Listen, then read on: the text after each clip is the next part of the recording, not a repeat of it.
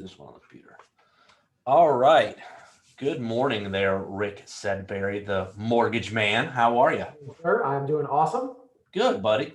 Thanks for joining me. So another quick edition of Real Estate Real Talk.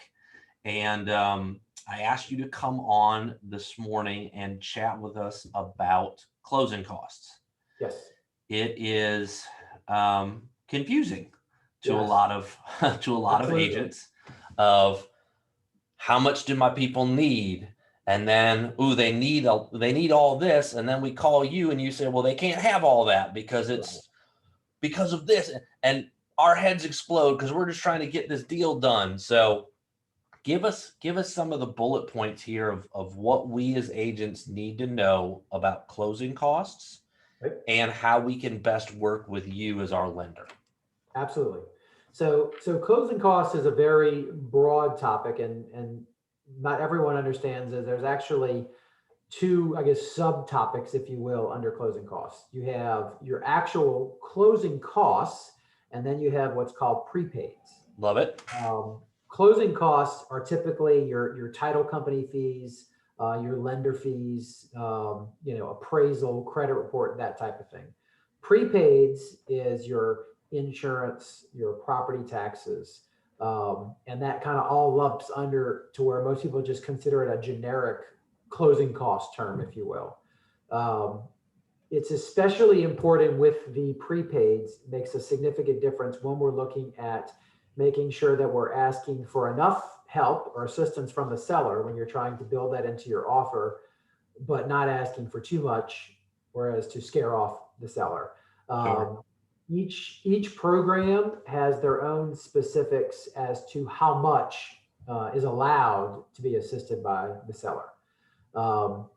Flood insurance has become a very important topic as of late when we're looking at these prepaids, because if everyone remembers 2016 and unfortunate floods that we had, and it has caused the cost of flood insurance in certain areas to go up astronomically. Right. And it's having a difficult time allowing some buyers to qualify. So that's something that when we're going in and you have a buyer that's looking at a potential house, that's one of the very first questions we need to clarify is what flood zone is this property in? And if we know that it's in a flood zone, then we want to see what the seller is paying, because one of the great things that the buyer can do is actually take over the seller's policy. Okay. And they could be grandfathered in at a much lower rate. So talk to me. So you said something that makes my brain go crazy here. Okay. Is you said each different loan type has their own requirements of how much Yes. the seller can contribute. So I think that's important to touch on, and we don't have to go into each loan type right now, but what you're saying, and correct me if I'm wrong, but what I'm hearing you say is RD, VA, FHA, the broad spectrum, they all have a ceiling. Yes. For how much the seller can contribute. Absolutely. And I, as the agent, have to know and understand that in communication with you or my lender. Right. Because if my people need all this, but their loan type only lets them get to here, that may kill the deal. Absolutely. And it's something you need to go, eyes wide open going in. So if you know the numbers are going to work or not work, then you're having that conversation with the buyer. Do you have funds available? Because we can't come up with that extra amount. Now, I will tell you, more often than not, there's enough room to include it, okay, to where the seller can assist all of it. The times that we're running into where we're maxed out is especially when you get to some of these locations where the flood insurance right now is just coming back really high, especially in like the Livingston, Denham Springs area. The flood premiums are just exceptionally high right now. Sure. So let's give an example here, right? Okay. Just a hypothetical one. Let's say that I have a buyer, and we'll go with one that I'm doing right now, right? So $123,000 purchase price, and let's say they wanted the seller to contribute, say, $5,000 towards closing. Okay. and it's in a flood zone, AE, right? So let's say the premium right now is something crazy like $1,800 for the year. Right. How could that be like a red flag for you to go, wait, hold on, pause? Sure. Now we have to have a conversation. What would that look like? So one thing I've noticed as of late is a lot of agents are asking for too little. 5,000 is not enough to cover all the closing costs and prepaids. Typically, unfortunately, as costs have gone up over the years. So, I use the good rule of thumb. If you're looking at that 120 and up, closing costs are typically going to run about 5,500 is kind of the going market right now. And that's not including any price of flood. Right. So if you're throwing in flood, then right off the bat, you're going to be pushing 7,000, 7,500 in closing costs. Sure. Now, the great part about your specific client right there is, let's just say, the majority of our clients, not all, but a great percentage are typically on some type of government loan, whether it be rural development or whether it be FHA. They'll allow up to 6% of that sales price to be covered. So 6% of your 123 is 7,380. Right. So, I think it's important that, agents have that conversation with the lender before they write the offer. Hey, I was thinking about asking for this. Is this enough? Sure. And that way we can ask the question, is it, the first question I automatically ask is, what flood zone is it in? Every time I call, every time. It really dictates the price. Right. It helps set that mark that we're going to need for closing costs. And, I don't know if agents are aware of this or not, but because we had so many hurricanes last year, the state of Louisiana had a mandate of an increase in premiums for homeowners insurance for the whole state. Now, depending on, the house, the age, the increase could be small. I can tell you, like, I've seen it anywhere from just a few $100s a year, but all that adds up, so that's increasing our cost. So if, what used to be 5,000, 5,200 now is more like that $5,500 mark, because insurance is just going up across the board. Right. So let's think about this from a timeline standpoint. I've got a client. We're out showing houses, right? I've already talked to you. You've given me their price range, right? What they qualify for. I've had the conversation about, what do you want your monthly note to be? So maybe you qualify for this, but we're actually looking down here. So I've done that. We find a house. We want to write an offer. Before I write that offer, I should call you, correct? Absolutely, yes. Okay. And in that conversation, I need to know what type of loan, right? Just to verify, hey, they're writing a this type of loan.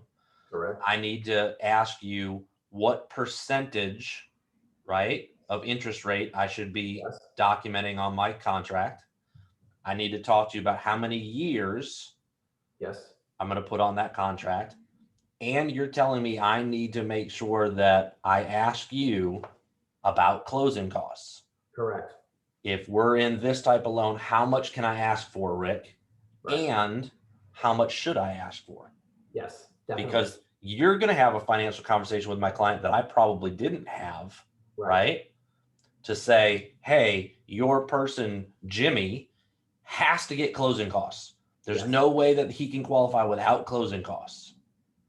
Right. But if I don't know that, because I haven't had that conversation with my client, that was a financial conversation that you had, I better ask that before I get to type it. Yes, definitely. Okay. And I'm also having the conversation looking out for y'all's benefit when I know that buyer is going to need closing costs. I'm having the conversation, look, when you go to make that offer, you have to understand you're going to have to come in, very, very aggressive on your offer, meaning you're going to probably in market, especially right now, you're going to come in at asking, if not higher, because we need these closing costs. Right. This is not a buyer's market where they can come in 20 grand below list price and ask for closing costs. It's just not going to happen. Right. And then we get into the next thing, right, of appraisals. And if Yeah. it doesn't appraise, what happens? Right. Awesome. Okay. So just circling back, is there anything else that you think we should know as agents that's like a big stick your flag in the ground for closing costs? The only other thing I would point out is depending on the borrower, sometimes there's going to be some additional costs involved called discount points. We are able to offer financing for some clients that are credit challenged, if you will. But with these more challenging clients, there are more costs involved just because of their credit score and the way interest rates are. So sometimes that increases the closing costs above what we would consider normal. So these are conversations that our agents are going to want to have with the lenders so they know up front. It will help, I think, narrow down certain properties. If you got a property that's been on the market, a hot minute, you may not be able to ask for $8,000 in closing costs. Right. But sometimes it's needed. So it does make a difference on what you're looking at. And just a quick recap for the discount points, right? And tell me if I'm incorrect, but basically it's paying a certain amount of money to lower the percentage, right? Yes. By a full point? No. So essentially, there is a large pricing adjustment when a borrower's credit score falls below a certain point. Now, in normal timelines, the way we offset that additional cost would be a slight increase in the rate. But because of this time that we're in still with COVID, pricing is very unique right now, and we can't even offset that cost in our current market. So unfortunately, it is passed on to the borrower where they have to come up with these additional costs. And it's not a dollar for dollar. It's based off of what their credit score is and what their loan amount is, and that'll help kind of dictate the cost. Awesome. Sometimes it's $1,000. I've seen it as high as close to $3,000. So these are important conversations that our agents want to have with the lenders that they're working with to make sure they know all this going in. So there's no confusion, because one thing we don't want is to have an upset buyer. Sure. They're excited about writing this contract. We want to make sure that they know up front everything that's going on. Now, so this is my last question, and then we'll jump off of this call. I really appreciate your time. Is that a conversation of, I send you a buyer, right? Yeah. So John Smith, I send John to you, and you get back from me and say, hey, Anthony, he's qualified for whatever. Is that an initial conversation that you're going to have with me saying, hey, he's probably going to need to do discount points. He's probably going to have some weird things going on. So be mindful of that as you're looking. Definitely, yes. It's a conversation I'll have up front. Say, awesome. Hey, this one's a little bit more of a challenging file. We're going to need some additional costs. And I'll even give an approximate price at that point of what those additional costs will be. Of course, that's going to assume no flood. If we throw in the flood, then that's going to take it a whole nother level. Right. Awesome. Well, I appreciate your time this morning, Absolutely. sir. As always, you are a wealth of knowledge, and you keep me on the straight and narrow. So I appreciate you. You're welcome. Have a great day. All right, buddy. You too.